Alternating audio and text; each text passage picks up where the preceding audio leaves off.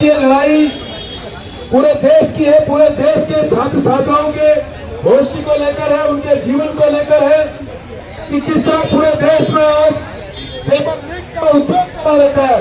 भले उत्तराखंड सरकार हो या भारत की सरकार हो, वहां पर जुड़े हुए मंत्री किसी भी प्रकार से पेपर लीक माफिया को नहीं रोक पा रहे हैं, क्योंकि वो खुद उस पर इन्वॉल्व है, उस पर संलिप्त है और इस बात को हमको समझना पड़ेगा। और दूसरा, जिन लोगों को लगता है कि लड़ाई केवल एक वर्ग और एक जाति की है, ऐसा नहीं है। ये लड़ाई पूरे समाज की है, पूरे देश की है और पूरे देश के भविष्य की है, पूरे देश के युवाओं की है और उनके आने वाले भविष्य की लड़ाई है। सम्मानित साथियों, 20 तारीख के जंतर मंतर के प्रोटेस्ट में हम वहां पर गए थे। हमने देखा कि किस तरह दिल्ली पुलिस ने वहां पर उपस्थित लोगों के साथ बर्बरता की, उनके साथ लाठीचार्ज किया, उनके साथ अमानवीय व्यवहार किया। उसको देख करके हमारा मन भी झकझोर गया और मुझे एहसास हुआ कि जो लोग जंतर मंतर में नहीं पहुंच पाए, उन लोगों को कम से कम हल्द्वानी महानगर शहर में आकर के इस सरकार का विरोध प्रदर्शन करना चाहिए, ताकि ये महसूस हो सके कि इस देश में किसी सरकार की तानाशाही नहीं चलेगी।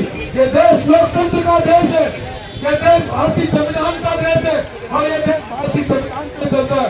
इस बात को हमको समझना पड़ेगा और इस देश की सरकारों को भी ये बात समझनी पड़ेगी कि जिस देश में आपको जब जनता चुनकर भेजती है, आप संसद में जाते हैं, आपको विधायक बनाया जाता है, आपको सांसद बनाया जाता है, तो केवल इसलिए नहीं कि आप उसका लाभ लेकर अपने बच्चों को विदेशों में पढ़ाएंगे, बल्कि इसलिए कि इस देश के नौजवान छात्र छात्राओं को भी आप अपने परिवार की तरह मानेंगे।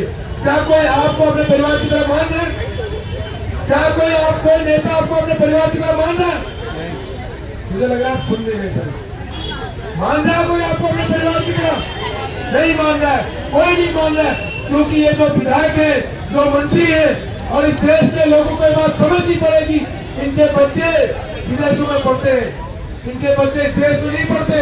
अमित शाह का बेटा बीसीसीआई का चेयरमैन बन सकता है और ये जो ईमानदारी की दुकान नितिन गडकरी है, उनका बेटा जो है एथेनॉल फैक्ट्री का मालिक बन सकता है, इस देश को गन्ने का जूस बेच सकता है।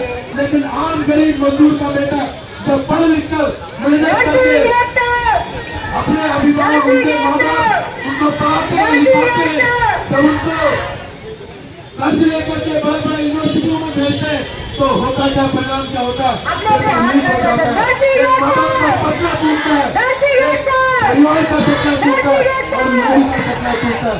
ये बात हमको समझनी पड़ेगी और इस बात को समझने के लिए आज हम लोग यहाँ पर एकत्रित हैं कि जो हमारे छात्रों के साथ, जो हमारे युवाओं के साथ, जो हमारे भविष्य के साथ इस तरह खिलवाड़ करेगा, हम उसको माफ नहीं करेंगे। क्या उसको माफ करेंगे? हमारे साथियों, 2027 का भी चुनाव है। लोकतंत्र में सबसे बड़ी ताकत हमें क्या है? लोकतंत्र में अगर सरकार तानाशाह हो जाए तो वोट के माध्यम से उनको गिराया जा सकता है। लेकिन ये बात हमें घर घर गाँव गाँव जाकर बतानी पड़ेगी कि मोदी सरकार किस तरह 5 किलो के अनाज के लिए हमारे गाँव के लोगों को बर्बाद कर रही है और उनके परिवार को, उनके रोजगार को, उनके भविष्य को छीनने का काम कर रही है।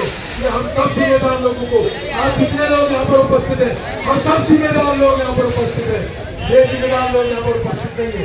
मैं आप लोगों से अपील करूंगा कि आप लोग अपने स्तर से, आज सोशल मीडिया का दौर है, electronic media, social media, print media के माध्यम से आप सरकार का विरोध कीजिए, क्योंकि ऐसी तानाशाही सरकार हमको नहीं चाहिए जो अपने बच्चों को विदेश में पढ़ाते हैं और इन बच्चों की छात्र छात्राओं के जीवन के लिए उन्हें किसी प्रकार की चिंता नहीं है। ये बात हमको समझनी पड़ेगी। क्या आप लोग ऐसा काम करेंगे? हाथ उठा के कहिएगा। क्या आप सरकार का विरोध करेंगे? सरकार का विरोध करेंगे? पेपर लीक का विरोध करेंगे? तो मेरा सब लोगों से अनुरोध है, जो लोग यहाँ पर उपस्थित हैं, आप सब बोला गिरा और जब मेरे हाथ बंद हो गए तो मैं भी घुटनों के बल आगे चलकर आया, क्योंकि मुझे एहसास नहीं था कि आशुतोष का गोला कितना खतरनाक है। तो इस बात को हमें समझना पड़ेगा और वही पीड़ा मुझे यहाँ से दिल्ली तक मिलेगी। आज मेरा बच्चा भी 10वीं कक्षा में पढ़ता है।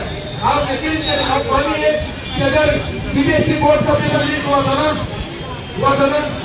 अगर कल के दिन मेरा बच्चा अगर खूब मेहनत कर रहा है, अगर उसका पेपर भी लीक हो जाएगा तो उस समय केवल मुझे व्यक्तिगत दुख होगा। लेकिन आज अगर हम आज जाके अगर आज हमने सरकार को गिरा दिया, आज अगर हमने सरकार को झुका दिया, तो आने वाले समय में सरकारें सोचेंगी, बच्चों के प्रति चिंतित रहेंगी। तो